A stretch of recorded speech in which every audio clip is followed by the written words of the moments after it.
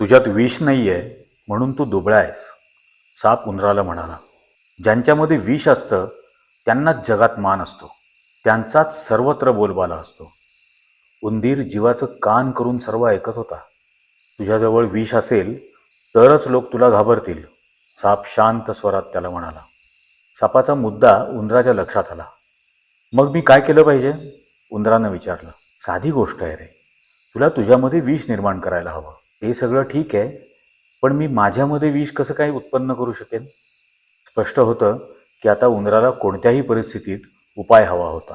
हे बघ, तुला पाहिजे असेल तर मी तुला मदत करू शकेन. सापानं सहकार्याचा हात पुढे केला. ती कशी काय? अरे पाहिजे तर तू माझ्याकडून विष घे. शक्ती संपादन करण्याच्या इच्छेपोटी उंदरानं तात्काळ होकार दिला. सापाच्या चेहऱ्यावर स्मित झळकलं.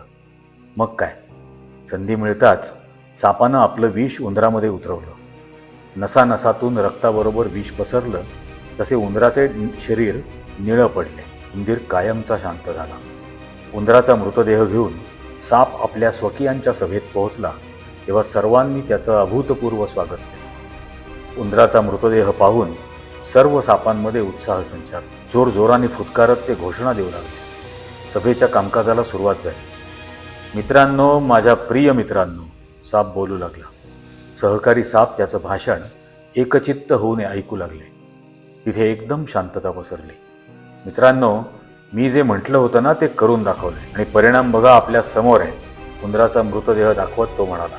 सर्व सापांनी हिस्स हिस्स आवाज काढत खूप वेळ त्याला पाठिंबा दिला. आपण आधीच खूप बदनाम झालो होतो, आता आपल्याला अधिक बदनाम व्हायचं नाही आहे.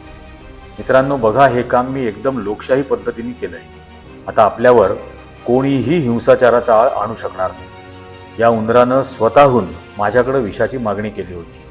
हे म्हणत असताना त्याचा फणा उंचावला गेला. पुन्हा सर्व सापांनी आवाज करत खूप वेळ आपला आनंद व्यक्त केला.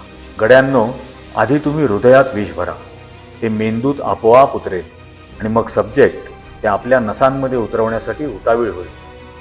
सब्जेक्ट शब्द ऐकताच सर्व सापांच्या शरीरातून एक अनोखी सुखद संवेदना लहरून गेली. तो नवप्रवाह पुढे बोलत राहिला. फक्त आपण स्वप्न आणि भय एकाच वेळी दाखवत राहावं लागेल. छान छान शब्दांची निवड करण्यावर लक्ष केंद्रित करावं लागेल. उंदराच्या देहावरून नजर फिरवत तो पुढे बोलू लागला. बघा, आपल्या रंगात रंगण्यासाठी हा कसा स्वतःहून तयार झाला. सर्व साप उंदराचा निळा देह न्याहाळू लागले. त्यांच्यामध्ये एक निराळाच रोमांच दाटला. तो पुढे म्हणाला, विष पसरवा, भरपूर पसरवा, पण उपदेशाच्या बाटलीतून. उपदेशाचे रूपांतर आपोआप उन्मादात कसं होतं ते तुम्हाला दिसेल. आपण सगळीकडे पोहोचून आपलं काम निरंतर करत राहायचं. काय समजला? एक वृद्ध साप उत्साहात उत्तरला. लक्षात आले, लोकशाही पद्धतीनेच आपल्याला लोकशाहीचा अंत करायचा आहे. एकदम बरोबर, साप अभिमानाने म्हणाला. हा एक उंदीर आपल्या जाळ्यात फसला, पण सगळे उंदीर असे फसतील याची काय गॅरंटी? एका युवा सापानं शंकित होऊन विचारलं. व्हेरी गुड क्वेश्चन, असं म्हणत साप थोडा वेळ शांत राहिला आणि मग फुटकारत पुन्हा बोलू लागला. जोवर लोकांमध्ये वर्चस्वाची भावना प्रबळ राहील तोवर मला यात काहीही अडचण दिसत नाही.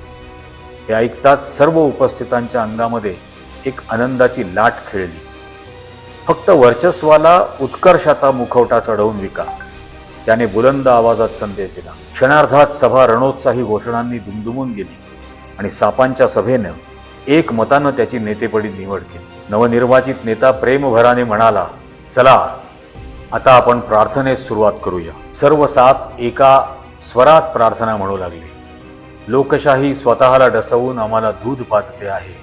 जितका तो विषारी तितकी त्याची थोरवी गाजते आहे. उंदराचा मृतदेह तिथे पडला होता. न जाणो अजून किती मृतदेह आता तिथं येणार होते.